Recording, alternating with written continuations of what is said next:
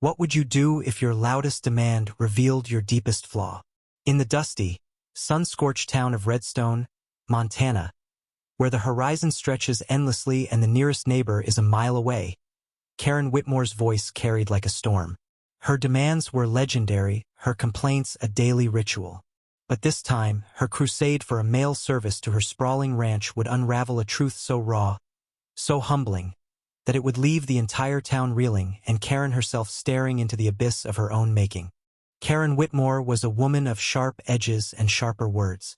At 42, she'd built a reputation in Redstone as the ranch owner who could make a grown man flinch with a single glare.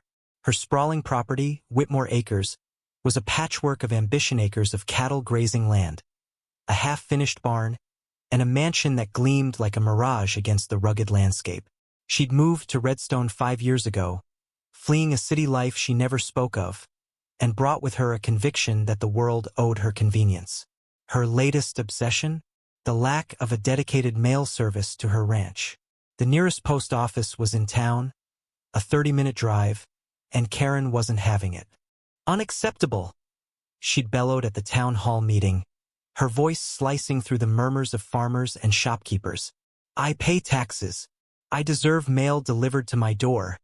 Like any civilized person, the townsfolk exchanged weary glances. Redstone's post office was a one-room operation run by Clara Hensley, a soft-spoken widow who'd been delivering mail on foot and by truck for decades.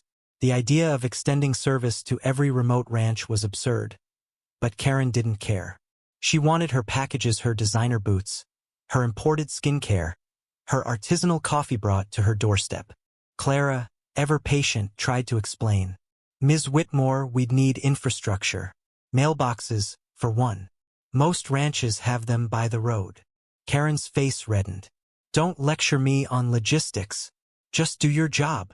The room fell silent. Clara, unfazed, adjusted her glasses and said, I'll look into it. But Karen wasn't done. She launched a petition, rallied her few allies, and even called the regional postal service, demanding action. Her campaign became the talk of Redstone, a mix of amusement and exasperation. Enter Javier Morales, a quiet newcomer to town. A former journalist from Albuquerque, Javier had moved to Redstone to escape his own ghosts, a career derailed by a scandal he never fully explained. He worked odd jobs, kept to himself, and had a knack for noticing what others missed. Javier was at the town hall that night, watching Karen's tirade with a curious glint in his eye. He didn't speak up, but he listened, and he started asking questions. Why doesn't she just install a mailbox? He asked Clara over coffee at the diner. Clara sighed, stirring her tea. She says it's beneath her. Says the postal service should figure it out. Javier's brow furrowed. No mailbox at all? Not even a temporary one? Clara shook her head.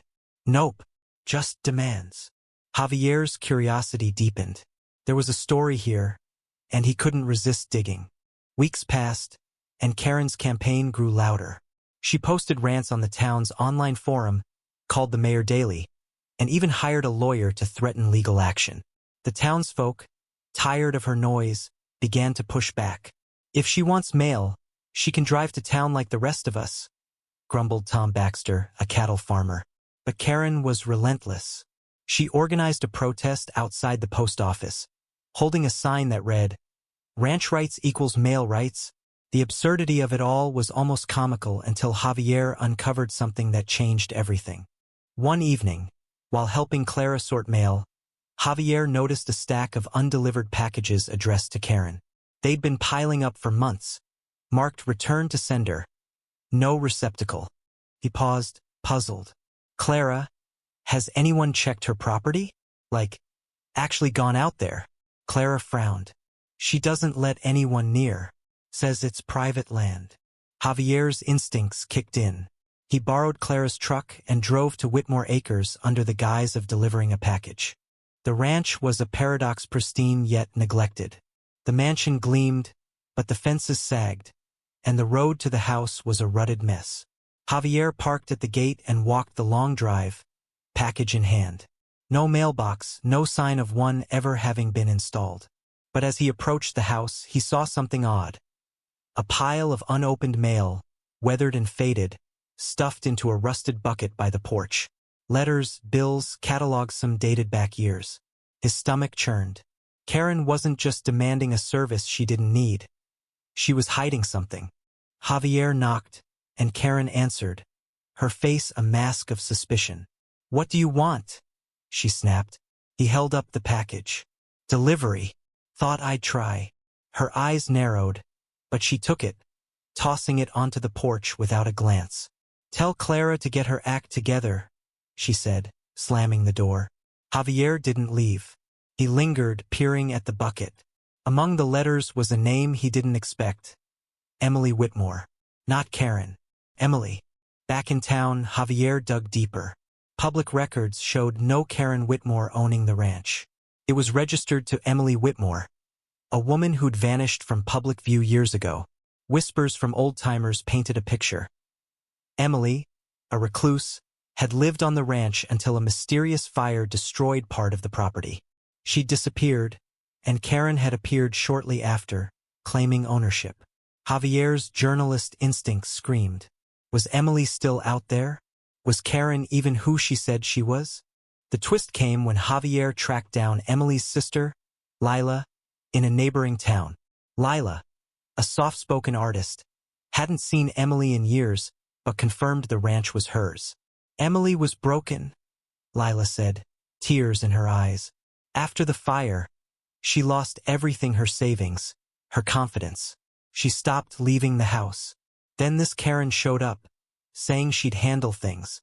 Lila's voice cracked. "I think she's Emily, hiding from herself." Javier returned to Redstone, his mind racing. Karen or Emily had built a persona to escape her pain, but her demands for mail service were a cry for connection she couldn't admit. The undelivered letters, the lack of a mailbox, it wasn't negligence. It was fear. Fear of facing the world, of confronting the past. Javier confronted Karen at the next town meeting, holding up a faded letter addressed to Emily. "This is you, isn't it?" he asked softly. The room froze. Karen's face crumpled. For the first time, her bravado shattered. "You don't understand," she whispered. "I had to be someone else." Emily was weak. She failed. The townsfolk watched, stunned, as she confessed. The fire had been an accident, but it had destroyed her spirit. She'd reinvented herself as Karen, a woman who demanded control because Emily had none. The mail service fight wasn't about convenience, it was about proving she still mattered. Clara, ever kind, approached her. "Emily, you don't need to fight for us to see you." But Emily shook her head, tears streaming. "I can't go back. I can't be her." She left the meeting, and the next day Whitmore Acres was quiet. Too quiet. Javier drove out, fearing the worst. The mansion was empty, the bucket of mail gone.